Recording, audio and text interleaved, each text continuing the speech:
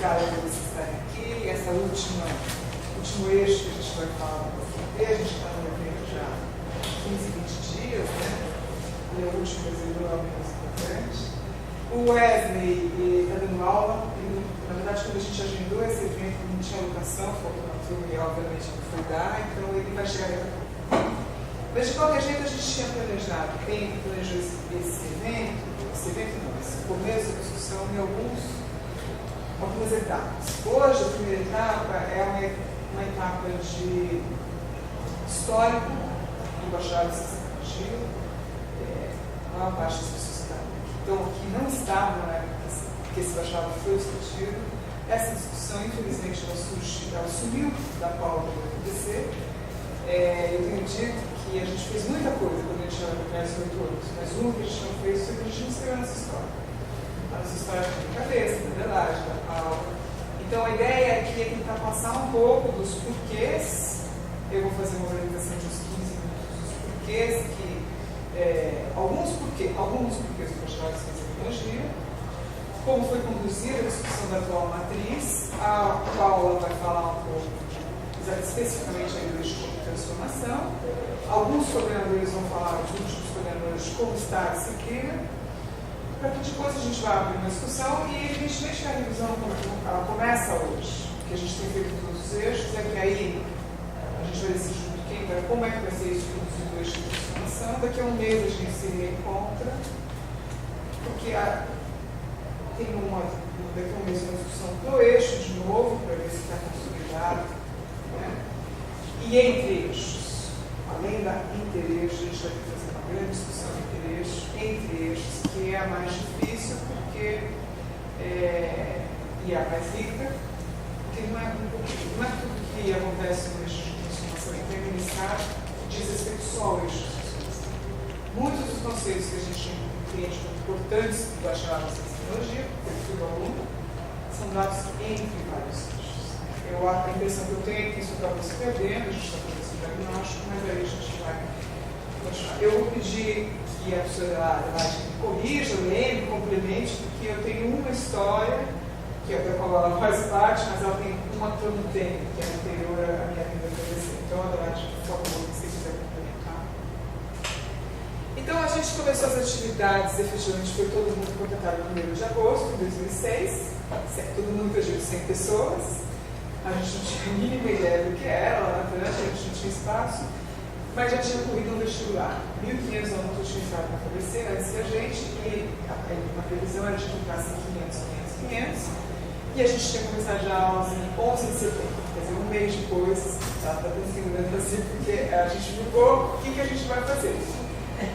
Na época, a professora Adelaide, ela era diretora de redação, estava super envolvida com milhões de coisas, o professor Salina estava puxando uma discussão um pouco. A gente tinha que discutir alguma coisa, a gente tinha que decidir, nós vamos ministrar isso.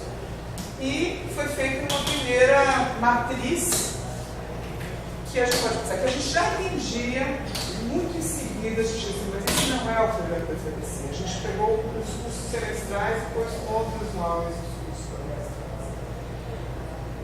E aí, essa é a cara da primeira matriz, e a gente ficou com ela bastante tempo, praticamente desde 2008. Os alunos foram sendo formados aqui das transformações bioquímicas, das transformações químicas.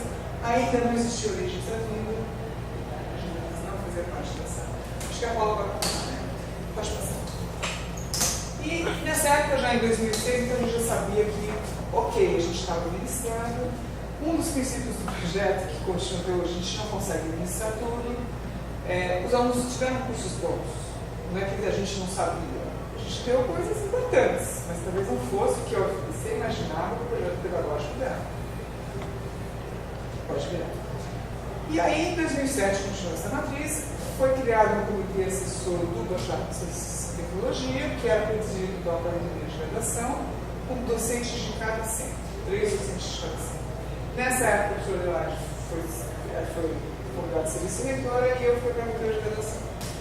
E essa discussão começou, bom, o que é o bacharelado em Ciência e Tecnologia, o que é essa disciplinaridade, tudo isso, mas foi uma discussão longa, que a gente trabalhou muito, mas ela tinha um viés que já parecia que era um viés que não era pessoal pedagógico. Quer dizer, estava embutido nessa discussão do centro, quantos professores vão para cada centro. Tinha uma lógica, entre aspas, de departamento, pseudo-departamental, porque a gente não tem departamento, mas não era uma discussão só do BCT. Bom, essa discussão foi encaminhada para o CONCEP no final de 2008, porque tinha pressa. Evidentemente que essa discussão não acaba nunca, né? Mas ela foi encaminhada para o CONCEP no final de 2008 e não foi aprovada. O CONCEP entendeu que não, tudo bem, vocês trabalharam muito, mas não é isso, né? Ela tinha muitas questões. Então, o que o CONCEP fez? Não existia um consenso, mesmo no CONCEP tal. O que tinha faltado na disciplina era a geometria analítica e se discutiu muito naquela época da disciplina de origem da vida e começou uma nova matriz. Então, a gente continuou com aquela matriz, ofereceu as outras disciplinas para os alunos fazerem e continuou com a matriz de 2008. E aí, a gente recomeçou a discussão, só que a gente já tinha entendido que por cento não funcionaria. Então, a gente organizou por eixo, pelos 6 eixos de estudantes, porque naquela época, inclusive, não existiam as engenharias. E estava muito forte, uma das ideias do projeto era que todo mundo participaria do BCT. Na época não tinha BCH, eu só vou falar de BCT. Todos os docentes da UFBC, ligados à ciência e tecnologia, ministrariam aulas do BCT. Inclusive, isso estava na progressão funcional das pessoas. Todo mundo tinha que dar aula do BCT. Então, os engenheiros participaram muito. Então, a discussão por eixo aconteceu sobre essa lógica. As engenharias, os cursos, as pessoas que foram contratadas, os cursos pós-BCT,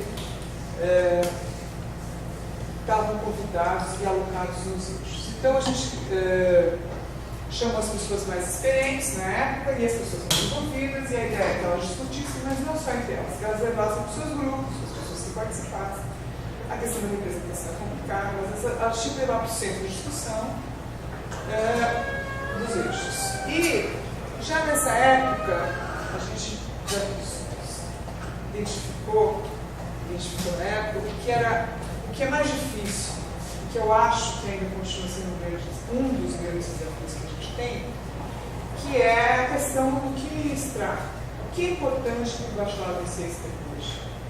E esse é o segundo meu desafio. O BCT, ele não é um curso de passagem para nenhum curso. Ele é um curso que forma pessoas com suas competências, suas aptidões. Mas qual é a essência que a gente tem que ministrar para esse aluno? Eu mesmo chego para os alunos, a gente não tem cultura, os alunos têm cultura.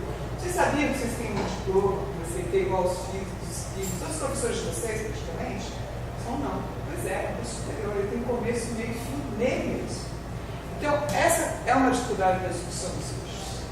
Porque, eu não sei aqui, mas muito tem que dizer, não, mas vamos precisar disso lá naquele curso de engenharia XYZ, mas a gente não pode falar disso. A gente está falando do que precisa do BCT, se você não quiser propor uma missão, se quiser para o mercado. A gente não está falando do pós-BCT. Esse é o desafio e do que é essencial. Né?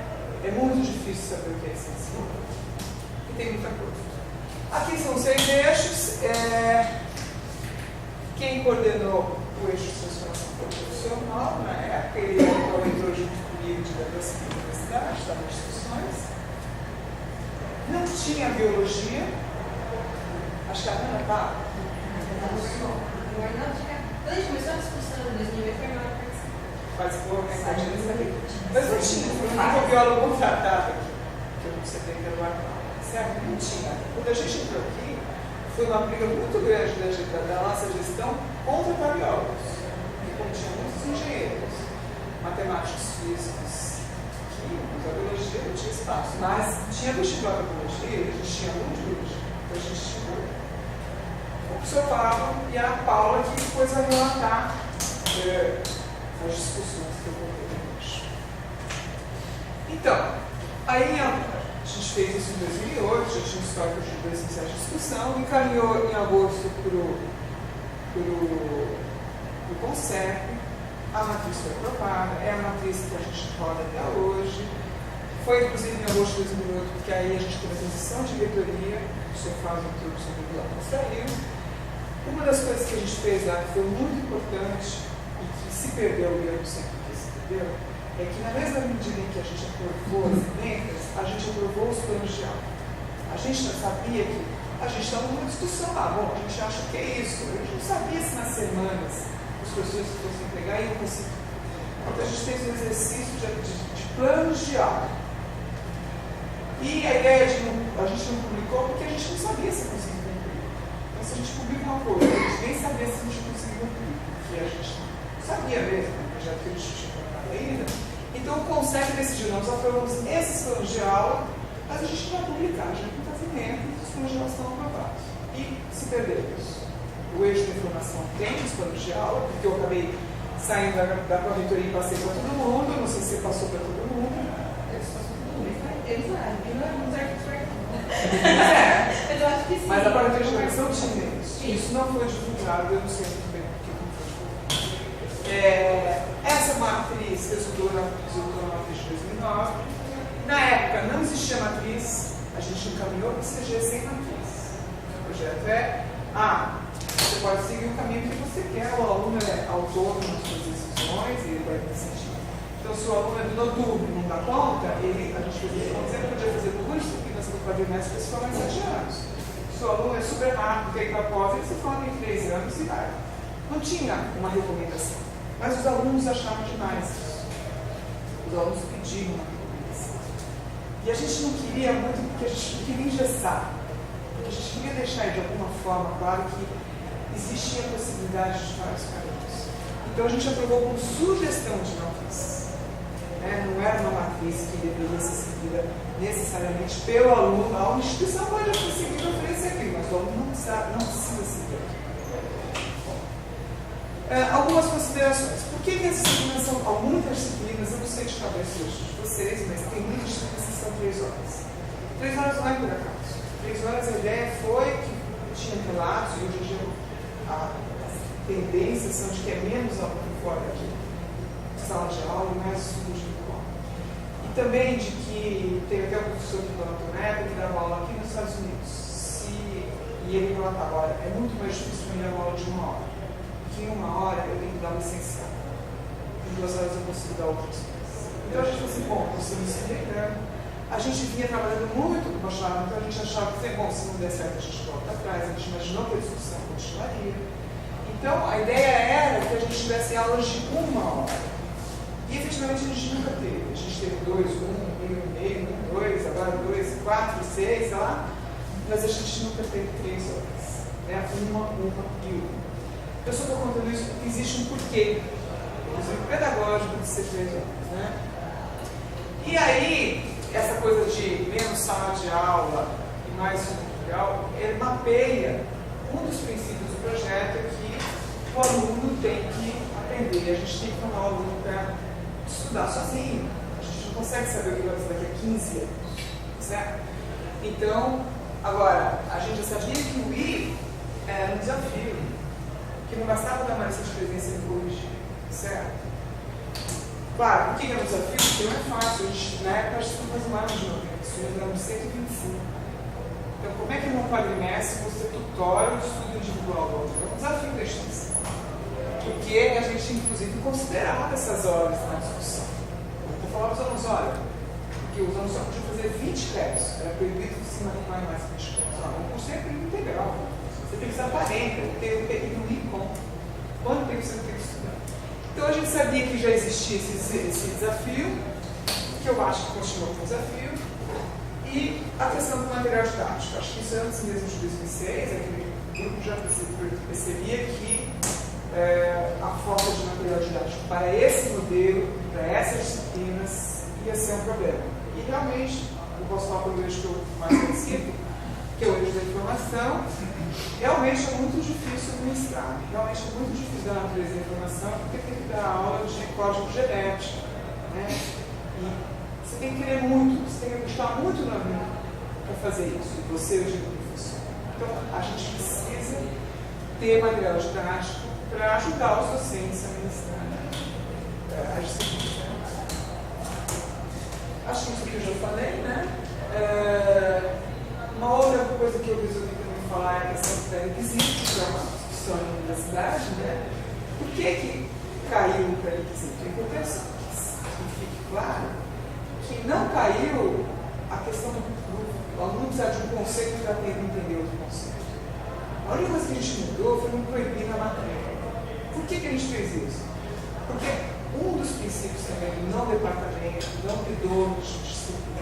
professores que ficam 20 anos com a mesma lição. Então é assim, a gente não ia duplicar conteúdos. Então, ética é ética para todos os cursos. Hoje a gente deve ter umas 4 éticas. Na época a gente tinha fenômenos térmicos, e fenômenos térmicos com engenharia foi e voltou de conceito 500 vezes que não precisava de fenômenos térmicos para a engenharia. Fenômenos térmicos são fenômenos térmicos. Se a engenharia quisesse, ela fazia uma disciplina de aplicação dos fenômenos térmicos. E aí chegou na comissão de graduação o curso da computação, que tinha inteligência artificial 1, pré-requisito para 2, pré-requisito para 3 e pré-requisito para 4. Mas a engenharia de automação usa inteligência artificial, 3 requisitos. Então significa o seguinte, que o aluno, se o curso da engenharia de automação quisesse usar aquela disciplina de inteligência artificial, o aluno teria que fazer a cadeia inteira. E não necessariamente ele precisava, dependendo da forma como ela fosse solicitada, de todo aquele engajamento. Então a gente fala assim, ok, como um dos princípios é formar o aluno para a decisão, para ter autonomia, que ele decida poder, a gente vai recomendar. E a recomendação é para ser seguida. A gente só não vai proibir na matrícula. É super importante ressaltar que nessa época o PEAT eu acho que ainda mas a gente já está aprendendo com a professora, o PEAT era pilar do projeto. O PEAT era obrigatório, o PEAT fazia parte da progressão, o PEAT não funcionou bem, mas ele estava em implantação. Certo? É importante que os alunos tenham uma orientação para fazer isso. Por isso que eu estou falando, a maior parte dos docentes não sabe a questão da recomendação. Né? Então não é que sumiu o pré-requisito. O que sumiu foi a contenção forçada na matrícula. O preconceito ele continua existindo na questão da recomendação. Né? E a última coisa, a questão da matrícula. A matrícula gerou muito problema, eu acho, muitas das matrículas erradas dos alunos, porque o horário ele é muito importante nesse modelo livre. Na época a gente fazia uma matrícula em 2 fases, hoje mudou. A primeira fase, o aluno pedia para a universidade uma disciplina. Por que pedia? A gente não sabia de antemão quantos alunos iam querer fazer transformações químicas, o modelo é livre. A gente não sabia se eles iam se inscrever ou não, se era 5 turmas, 10 turmas ou uma. Então eles pediam. Aí a gente não conseguiu alocar para 10 turmas, conseguiu ter professor para 8 turmas. A universidade podia dizer não, porque a gente não necessariamente tem que ter condições para tudo. Então, nessa situação, o aluno podia refazer só nessa situação. Se o aluno fizesse solicitação numa disciplina e fosse aceito, acabou, ele não podia mais mexer. Hoje ele consegue mexer em várias fases. E não converge. Não converge mais ou menos, certo? Então, foi aceito, acabou. Com isso, desse jeito que a gente fazia, não existia conflito de turma. Por isso que era tudo no mesmo horário, para a gente poder pôr N turmas conforme a demanda. Hoje, por que a coordenação do VCT mudou isso? Porque, eu não sei se todo mundo sabe, antes de começar a matrícula, a gente tem que fazer a alocação do espaço físico. Se você tem que fazer a alocação do espaço físico, mais ou menos você já definiu as turmas para aquelas disciplinas. Então, não tem por que não divulgar os alunos. Porque já naquela época você não sabia. Já naquela época você veio lá, por que você não divulga? Não dá, eu não sei quantas turmas tem, mas agora a gente já sabe. Então, por isso que a gente mudou o procedimento. Porque agora não tem mais por que não divulgar o professor. Ajudou a escolher. Certo? E finalmente, uma coisa que não está escrito, mas que eu fui percebendo aqui de falar, a gente nunca, enquanto teve gestão, a gente nunca entendeu que seria possível fazer a gestão desse modelo sem sistemas de informação. Só que quando a gente veio acontecer, a gente não tinha nada. Não tinha prédio, não tinha sala, não tinha computador. A gente tirava um sistema emprestado da luz. Ok. Só que esse modelo ele vai ficando cada vez mais complexo. E ele é fundamental por conta dessa liberdade, da explicação dos caminhos dos alunos, que existe um sistema inteligente de gestão. Então eu continuo achando que isso é uma coisa fundamental para que a gente consiga avançar. Como é que a gente vai conduzir os trabalhos? Uma coisa que eu não falei. Por várias razões. Até porque a gente não discute isso há muito tempo, então a gente não pode também fazer um processo caótico. A gente não vai mexer na estrutura do BCT. É 46% obrigatória, é 30% de orçamentário, é 24% e 90 créditos. Ponto. que estão distribuídos nos eixos. Se algum eixo quiser ceder, olha, eu tenho créditos demais, tudo bem, eu acho que tem crédito. Todos os eixos estão interessados em receber, porque o desafio do que é importante continua, certo? Mas a gente não vai mexer nessa estrutura. Além do processo caótico, eu não sei se todo mundo está claro, a gente vive um problema sério, eu acho, na UFABC, que é o BCT de São Bernardo, é um curso diferente do BCT de São Bernardo. E ele está em avaliação numérica. E a gente não pode ter projetos diferentes, que a gente dá essa mobilidade para os alunos. Inclusive, a gente corre isso de ter notas diferentes. Isso eu acho que vai ser um grande universidade. Tá? Então, a gente não vai mexer nisso. Quantidade de créditos de cada eixo, a gente não vai mexer. E aí é o que eu já falei para vocês, no final da discussão de hoje a gente escolhe alguém para puxar essa discussão, a equipe de técnicos, de pedagogos, técnicos da Marcela, já não sei do BCT, o Alan e a Marcela vão ajudar os eixos, escrever os documentos e tal, mas a gente vai precisar de alguém que coordene no eixo dessa discussão.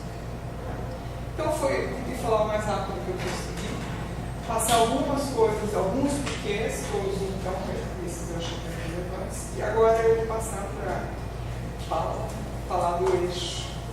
Por que o eixo de transformação é assim?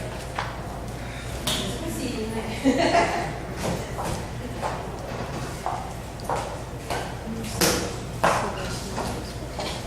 Bom, pessoal, muito obrigada pelo convite, né, para o PCT.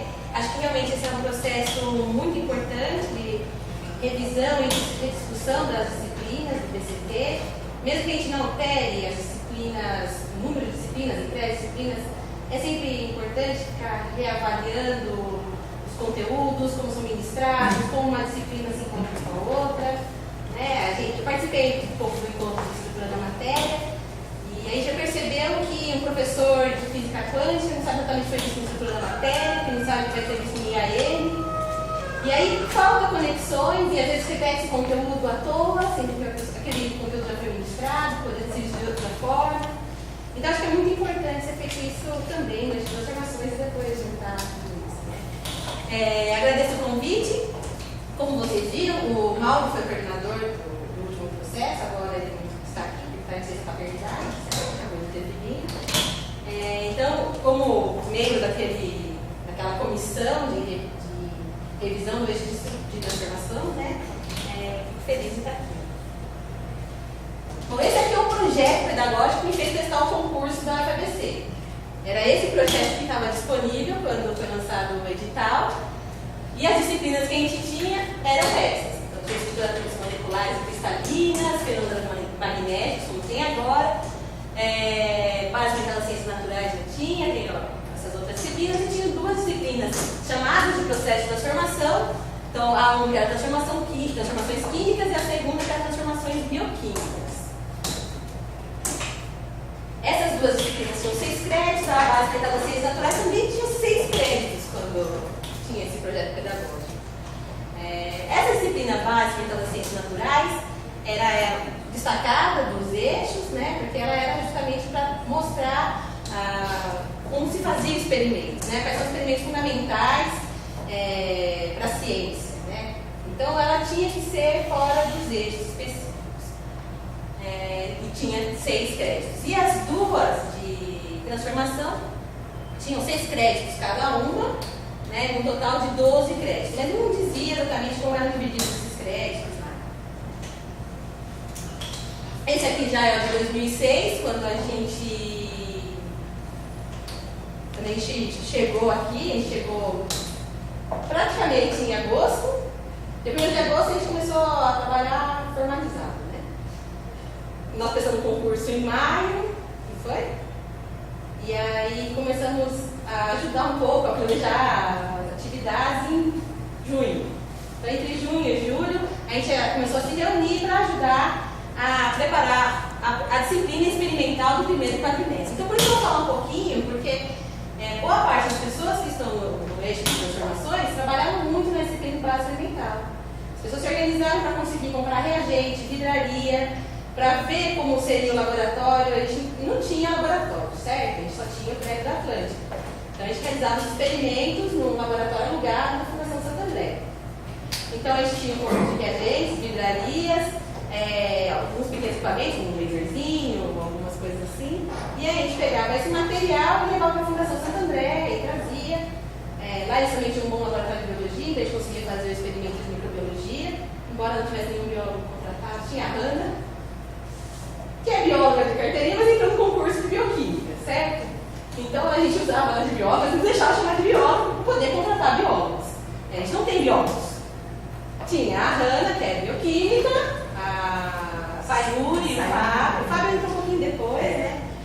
A Sayuri era bioquímica, a Gisele também. Não, a Gisele foi no concurso de estrutura no final, né? Mas era bioquímica, né? Então nenhum era biologia, porque a gente não tinha professor de biologia. Porque justamente para contratar um quadro de professor de biologia, né? Bom, então a gente discutiu bastante, basicamente das ciências naturais, ao longo desses 3 meses, que a gente acabou chegando um pouquinho antes para tentar ajudar a montar, né? E depois, efetivamente, esses documentos foram atualizados para contemplar uma realidade. Então, em vez de 6 créditos, na verdade, eram 3 créditos em laboratório, vários experimentais, né? E aí foram divididos os créditos das disciplinas de processo, de transformação. 6 créditos se tornaram 4 de teoria e 2 de laboratório. Então, aí foi definido isso e a gente conseguiu se programar. Os outros quadrimestres não seriam trimestres na época, né? Quando seriam oferecidas essas outras disciplinas. Tudo que a gente fazia planejamento de experimento, a gente fazia na cozinha da Atlântica, tem uma foto ali da Patrícia, com a Denise de costas aqui. Ah, não, está de frente a Denise, aquela ali, ó. Por isso um pouco mais nova, mas tirando esse aspecto. É de azul. Estão tá vendo? Aqui, ó. Ainda bem que está fazendo direito. Bom, então o que a gente fazia? A gente se reunia na cozinha lá da Atlântica, fazia uma culinária lá, preparava alguns experimentos, testava. Tinha o pessoal da engenharia, que também participou do grupo, propondo alguns experimentos mais físicos, vamos falar, né? Que a gente fazia experimento de fração da hemácia, fazendo experimentos em bases. Então eles se reuniam na cozinha, faziam vários testes, guardava tudo na cozinha, vidraria até a gente, carregava o carro, levava lá para a Fundação Santo André, fazia os experimentos, voltava. Mas desde esse início, a gente fazia questão de fazer com que as disciplinas fossem muito interessantes para os alunos. Então, além desses experimentos, eram 6 experimentos que a gente fazia na época, a gente tentava mostrar interfaces entre as várias ciências. Além desses experimentos, eles também desenvolviam o projeto final. Com todas as restrições, a gente fazendo compra em supermercado, onde quer que fosse, para conseguir comprar os reagentes que eles precisariam para fazer o seu projeto final. Mas aí eles conseguiram fazer diversos projetinhos e a gente fez já no Simpósio. Então, 500 alunos que já participaram do Simpósio, que foi realizado no estacionamento da Atlântica. Quem conheceu a Atlântica? Todo mundo já passou por lá em algum momento, o concurso, né? Então, o estacionamento foi esvaziado, utilizamos as paredes para colocar os pôsteres. Tinha lá os 500 alunos aqui. A gente conseguiu várias premiações com a livraria da física. E aí esse era o momento que a gente ia revelar os ganhadores dos 6 eixos. E aí eles se juntaram todos ali na frente para entregar então para a reitora de graduação, a professora Adelaide está ali também. Então não tem que favorecer mais, né?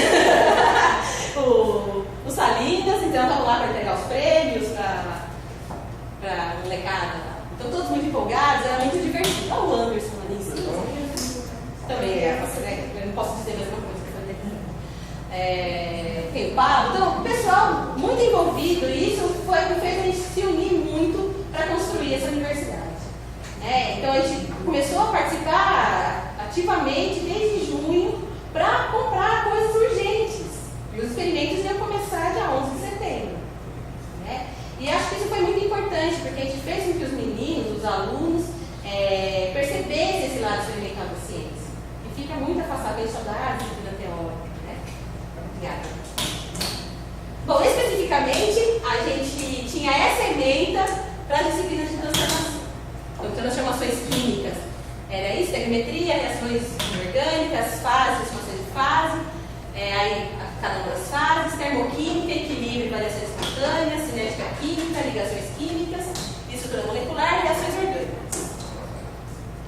Retomando fôlego, transformações bioquímicas, máquina de fotossíntese, máquina biológica térmica, bioreatores, modelagem compartimental. processos biotecnológicos, processos químicos e petroquímicos, utilização da biomassa como fonte de energia, interferência nos processos industriais e equilíbrio ambiental. Mesmo que são emendas que precisam de fôlego para conseguir falar tudo isso, né? Mas, por outro lado, dá para enxergar aplicações importantes, né?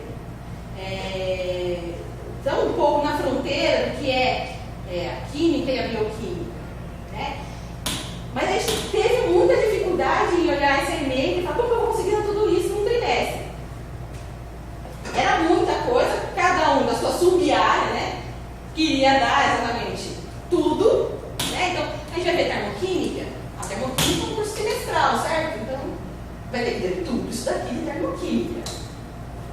Tem que ver, sei lá, processos biotecnológicos. Dá para ter um curso sobre isso, certo? Uma graduação sobre isso, se for o caso. Né? Então, descobrir quais são os conceitos, o que dá, quanto dá, isso foi algo também de muita discussão. Então, ao mesmo tempo que a gente estava ministrando bases experimentais, a gente estava lá se engalfinhando, eu e o professor Vaneca brigamos uma vez, sobre emendas de transformações químicas, por exemplo. Que transformações químicas seriam oferecidas no segundo quadrimestre. Então, a gente foi matando o que aparecer primeiro. A transformações químicas vai ser oferecida no próximo quadrimestre, a gente tem que fazer os experimentos para comprar reagente, para vidraria, porque aí os laboratórios da Santa Adélia estão sendo montados, que aí a gente precisaria mais alugar a Fundação Santo André. Bom, e aí então foi tudo sendo implementado, transformações químicas, transformações bioquímicas foi ofertado no terceiro quadrimestre, e aí a gente foi ofertando, e os alunos chegando, 500 de cada vez, né, 2006, 500 em setembro de 2006, mais 500 em janeiro de 2007, 500 em maio de 2007, aí em setembro de 2007 já chegou uma nova turma, aí não era 500 ainda, não era 1000, já era 1000 e depois 500, não foi?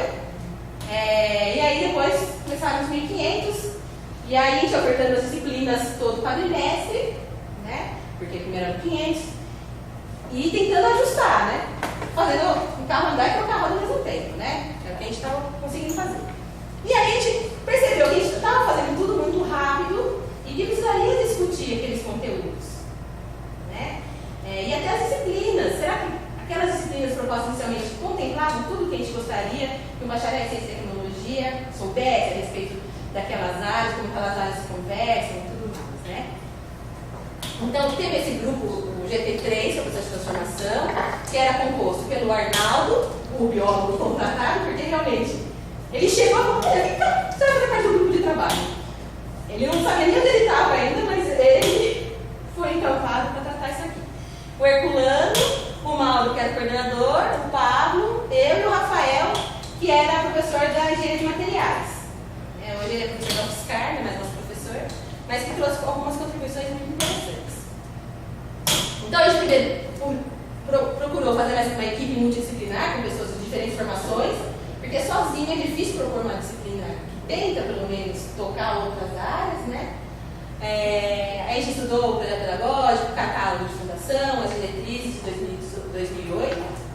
E aí, elaboramos uma definição do que seria essa área e os conceitos fundamentais para depois propor disciplinas.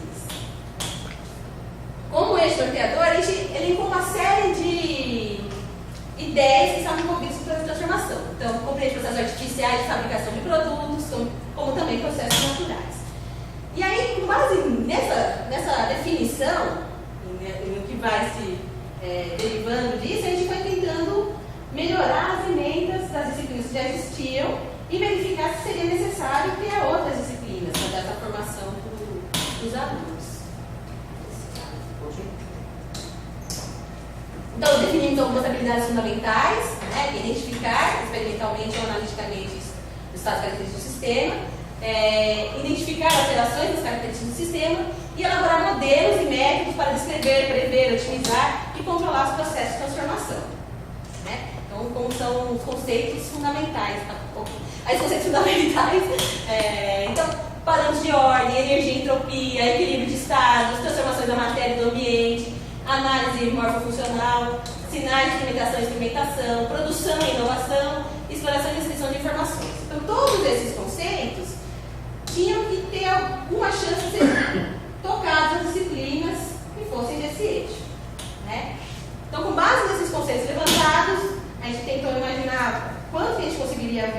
em cada disciplina e aí propôs algumas alterações. Então a gente manteria transformações químicas e transformações bioquímicas com alterações de ementa. Propusemos transformações dos seres vivos e no ambiente e mais duas disciplinas, instrumentação e controle dos processos de transformação e tecnologia dos processos de transformação. Veja, é uma megalomania de querer criar mais 25 disciplinas, certo? A gente saiu de 2 disciplinas e queria ficar com 6. Certo? Transformações químicas, né? O objetivo é mesmo mostrar propriedades, como essas propriedades se alteram, né, na área da química. Né? Então, o aluno tinha que ser capaz de entender conceitos fundamentais das transformações químicas e fazer conexões entre o mundo macroscópico e microscópico. Tá? Por causa dessa disciplina, estruturas moleculares e cristalinas, que tinha antes, mas que depois acabou não se matando, né? Aí se achou, a gente propôs para o eixo de estrutura que fosse criada a disciplina de estrutura da matéria, ou a disciplina, ou recriada essa daí, ou qualquer coisa que eles fizessem, porque ficar definindo toda a parte de estrutura da matéria, uma disciplina, a gente falar de transformações da matéria, no fim, a gente ia perder muito tempo com isso. Né? Então, aí a gente sugeriu que o pessoal do eixo de estrutura propusesse, ou retomasse essa disciplina, ou propusesse a estrutura da matéria. Né? E aí o pessoal lá do eixo de estrutura realmente propôs uma disciplina que tem conceitos importantes a serem tratados para a formação do cientista, né? E que também já devem ser sabidos antes de fazer qualquer processo de transformação. Então, na época, a gente definiu alguns tópicos, né? Para justamente tornar mais prático de ver se aquilo ia ser factível para o trimestre ou não. Né? Então, foi muito fácil, inclusive, né? Façam os planos de aula. Porque não pode ter a desculpa de que tal conceito não foi visto, podia ter sido visto naquela disciplina, ou as outras disciplinas vão ter mais chance de verificar o que foi visto e o que não foi. Né? Então, a gente acabou dividindo um pouquinho melhor o que era visto em cada tópico. Ainda assim, mesmo dividindo, a gente acabou fazendo uma emenda com muita coisa, muito difícil de ser vista, mas... Bom, transformações bioquímicas, o objetivo é fazer com que o aluno entendesse os processos bioquímicos do interior das células e relacionar com as transformações da matéria. Né? Então, são conceitos que estão realmente um pouco amarrados. Né? Então, entender como que a matéria se estrutura, entender transformações químicas que envolvem moléculas numa escala, né? E depois, mais complexos ainda, são transformações bioquímicas, né? Como as biomoléculas. E aí também a gente fez esse exercício de transformar em pedacinhos para ver se daria para ver no quadrimestre. Também ficou um pouco mais do que dá para ver no quadrimestre, né? Mas é aquela coisa de a gente tentar ver todos os conteúdos, tudo é importante. A gente sempre acha, aquilo que eu sei também é tão importante, né? Não precisa passar isso para todo mundo. É difícil abrir mão. A gente tinha discussões de horas. Não, mas você quer ver cinética, coisa de aprofundamento, não dá. Mas transformações bioquímicas deve precisar. Eu sempre tenho uma amarra de uma discussão do que oferecer. E realmente a gente acaba propondo mais do que a gente oferece depois em sala, não usa tão bem os nossos horários como poderia. Né? Aí, transformações dos seres vivos em ambiente, tinha o objetivo de capacitar o aluno a entender das macro-transformações, né, que ocorrem nos seres vivos em termos de comunidade e ecossistemas. Né? Fazer conexão entre o mundo atual e aí sobre a sociedade como um todo. Tá? E aí tinha lá também divididinho tentando pelo menos dividir tópicos que deveriam ser vistos. Aí essas outras duas disciplinas, quando foi lá no conceito, eles falavam, isso é muito avançado, é muito específico, proponho talvez como uma disciplina livre ou eletiva, mas não dá para ser uma disciplina obrigatória, porque senão o eixo que tinha 12 créditos passa a ter 56, né? Então tanto essa aqui, quanto a próxima, essa daqui é um pouquinho mais objetiva, a ementa.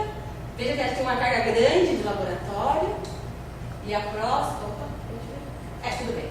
Eram duas disciplinas que a gente acabou, então, a gente não, né? O grupo de trabalho propôs. Aí lá o conceito e cortou. Era demais. Além disso, Depois que voltou das discussões, porque aí o coordenador de cada grupo se reunia com os outros coordenadores, e aí fazia a interpolação, ó, a gente tem que ter um limite de crédito obrigatórias e tal, então abrir mão, fecha, o que faz, o que não faz. Aí foi solicitado, inclusive, que a gente fizesse a emenda do conteúdo mesmo visto em cada uma das aulas. Aí veio a origem da vida, Universidade dos Seres Vivos, porque o Arnaldo estava no nosso grupo, então a origem também tinha que ser vista ali dentro. Né? Então foi aí que a gente fez. Mas a gente não chegou a propor a origem. Né? A origem da vida acabou sendo, já tinha sido proposta em outra instância, em outro momento. Mas a gente acabou passando também por um detalhamento da disciplina. Aí eu também aproveitei e coloquei, não tem origem. Ele também faz parte do origem da formação, certo? Aí agora, como na época passou a fazer, agora eu vou ter ele também, certo? Então, a origem da vida e Universidade dos Seres Vivos também foi dividida em grandes temas e alguns conceitos principais envolvidos, né? Então, pessoal, era um pouco a história. Já que o Anderson está aí, eu sei que ele vai falar um pouquinho de transformações químicas, as mudanças que vão sendo realizadas, que a disciplina vai se mudando, né? Os exames vão ser feitos. Eu sei também que transformações bioquímicas, a Edelita Fernanda queria fazer algumas mudanças, propor discussões. Ela tem falar que é preocupada com os experimentos. Porque, assim, o que eu incentivo, pelo menos, é que as pessoas conversem muito. Né? Quando chegar essas propostas junto à coordenação do BCT, eles tenham como discutir se essas disciplinas estão indo bem ou não. Né? Eu participei mais, tenho participado mais das disciplinas, ou de estudo da matéria, ou de transformações químicas. Né? São as disciplinas das quais são mais início aula mesmo, então eu acabo acompanhando bem. O que eu acho que a gente precisa fazer é justamente esse diálogo, não fazer as mudanças das disciplinas ao bel prazer, né, mas sempre com essa discussão muito profunda, e muito bem amparada. Então, nenhuma mudança deve ser feita para amanhã, mudança estrutural. Falar, olha, esses conceitos vão ser vistos mais, vão ser vistos aqueles outros, porque isso afeta toda a formação do nosso aluno. E aí tem algumas novidades muito legais, transformações químicas, que eu tenho acompanhado com o Anderson, são formas de abordar o mesmo conteúdo usando outras estratégias, o que tem sido bastante interessante, né? Eu não sei se eu me ia fazer transformações bioquímicas. Acho que não, né? Eu vim aqui as informações que o professor Zeli coletou com as 4 disciplinas. De bioquímicas, química, origens da vida e transformação de seres vivos. Tá, legal. Então, assim, o que eu tinha para falar para vocês mais era com relação a essa história. Isso aí. Obrigada. Quem vai falar? Eu vou falar no começo, que tem mais um resumo, depois se alguém quiser dar uma necessidade mais de cada disciplina, pode ser. Eu acho que a Paula falou depois 2 pontos que são importantes. O primeiro é da questão da origem da vida, se utilizar a terra, a farmacologia, eu coloquei no eixo. Bem, deixa eu dizer agora. Essa é uma discussão que seja em todo o mundo. No meu Guarinese, existia só uma disciplina que era a menina dos olhos da menina. Isso começou a surgir na época, eu vou aproveitar que eu tenho que falar, o problema a gente começou a ter alguns que estavam com a universidade, com notas muito baixas, por exemplo, os A25. A gente começou a aprimorar o vestibular, com a nota mínima e tal, mas no segundo vestibular, a gente fez um vestibular em outubro, fez um estudo da região e as notas ficaram em fevereiro. Então, a gente assim, vamos chamar para dar um reforço em matemática. E aí a gente fez um disciplina de reforço, foi super importante, e que a gente conseguiu, eu acho que a gente achou que valeria a pena fazer o primeiro quadrimestre em que a gente desse o fluxo matemático, a gente já usou no segundo e terceiro vestibular o Enem antes do segundo, porque a região mesmo não completava a prova.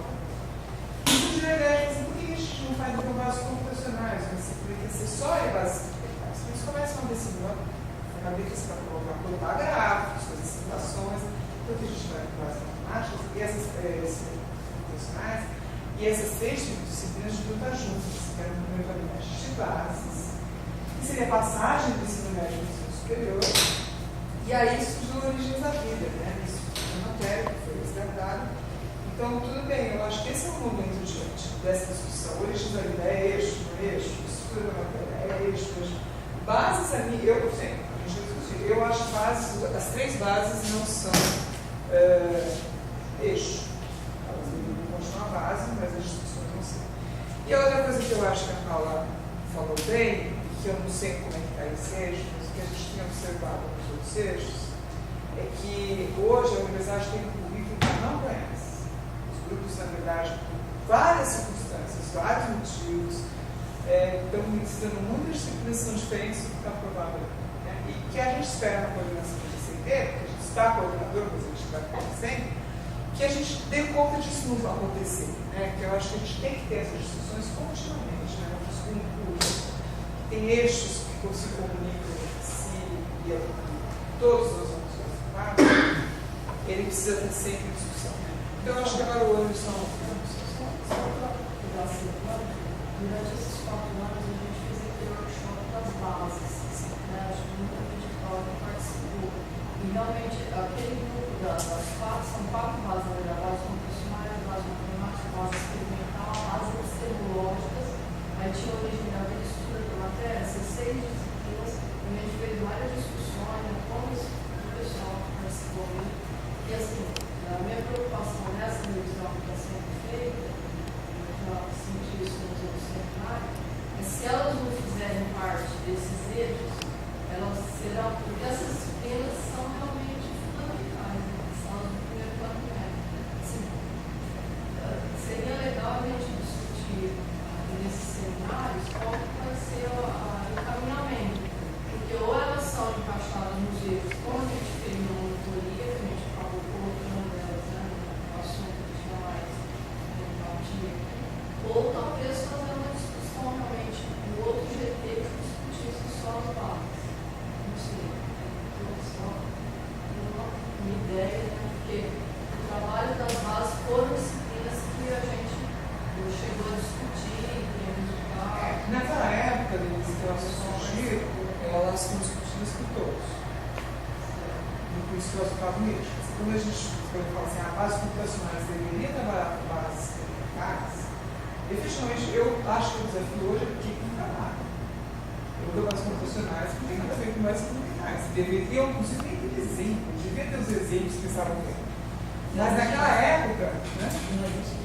Pois é, então, mas naquela época, inclusive bases tecnológicas, né? A discussão confrontando, né? É bases. Naquela época, a discussão dessas bases, elas não estavam em eixo, que a discussão foi de todos. Que eu acho que vai ser uma segunda etapa desses seminários. Realmente, se o grupo de pessoas que participam quiser achar que tem que fazer parte de um eixo, bem, vai se achar. Mas eu tenho dúvidas se elas deveriam ser muito multidisciplinares, muito, e aí a discussão devia ser de todos. Né? Mas, enfim, acho que falta esse esclarecimento a partir de agora. Eu vou apresentar então algumas anotações que o professor Geli, conversando com o pessoal de Origens da Vida, de Transformação de Disciplinas e comigo de PT, ela organizou uma sequência de slides, o pessoal contribuiu, e eu acho que vem bem ao ponto que a gente está discutindo aqui. Eu acho louvável esses encontros, eu agradeço você, Alan, e você, professor, pela oportunidade. E a primeira coisa, pode passar um, a primeira coisa que eu gostaria de dizer, de notar aqui, é o seguinte: eu vejo que a origem, não de todos, mas de grande parte dos problemas, é essa memória do que é da ideia. Porque, por exemplo, quando eu ouço a professora Paula falar da ideia, do eixo de transformações, você fica claro que tinha-se uma ideia, tinha um começo, meio e fim com aquilo. Um grupo se reuniu, pensou que era importante, viu que dava para fazer ou não, mas o conjunto de disciplinas tinha uma ideia em si. Entretanto, essa memória, pouco a gente sabe, pouco a gente entende quando vê lá TQ, TBQ ou Origem da Vida, de onde que ela veio? Onde que veio aquilo? Assim, pode ser ao máximo ao longo do tempo e trabalhando a emenda para adaptar ela nos 3 ou 4 meses do curso. Isso está sendo feito. É um tipo de trabalho. Mas o porquê que ela está ali, onde que ela está relacionada, eu acho que como o número de professores aumentou muito ao longo do tempo e essa memória não é tão repetida, muita gente não sabe muito bem o que está acontecendo. Eu sempre quis fazer uma analogia, uma dificuldade que a gente tem no nosso próprio grupo de pesquisa. Quando entra alguém novo, a primeira coisa que a gente faz é fazer uma memória de tudo que a gente faz. Pega o IC, pega um cara de mestrado e doutorado para falar, ó, aqui começou por isso, essa é uma ideia. E na UFBC, eu vejo que muita gente começa a dar uma disciplina sem entender a ideia em si. Então, esse é a primeira parte da discussão que é extremamente importante. A segunda parte que eu queria separar é a seguinte, que é muito comum também em todas as disciplinas. Uma coisa é você discutir como ministrar um determinado conteúdo, quais são as estratégias pedagógicas para um determinado conteúdo. Ou seja, definir um determinado conteúdo, o que é melhor? Só um trabalho teórico experimental, um trabalho que instiga mais o aluno, e etc. Entretanto, nós temos uma confusão nas coisas. A primeira coisa é definir a estratégia pedagógica, que nós temos que foi, dado um conteúdo, a gente pensou em como poderia ministrar aquilo de um modo mais efetivo. E a segunda discussão é, quais seriam os conteúdos para ter que? Na minha mão chegaram os conteúdos que estão definidos. Mas quais são eles? Assim, por que são eles? Eles estão ligados a quem? E aí eu vejo que grande parte dos problemas que aparecem nas discussões levantadas pelos 4 coordenadores vem disso. Ninguém sabe o que está acontecendo nas outras disciplinas. Ninguém sabe muito bem o quão aprofundar ou não o conteúdo que ele tem ali nas mãos. Porque essa interconexão entre conteúdos, de onde veio, qual é o eixo, ninguém tem muito claro. Então, eu vejo, a professora Paula até citou TQ, eu vejo que o pessoal de Origens da Vida e de Transformações Científicas também tem trabalhado nessa questão da parte pedagógica, de como ministrar um conteúdo. Várias metodologias estão sendo feitas, mas isso é um detalhe, ou seja, quando um grupo de professores vai dar TQ, que estratégia a gente pode usar? Ok. Mas e esses conteúdos de TQ? De onde eles vieram? Quem são eles? Por que eles são assim? Com quem ele está conectado? Esse é um problema que a gente nota sempre. Então aqui, ó, alguns detalhes até que já foram falados. Então,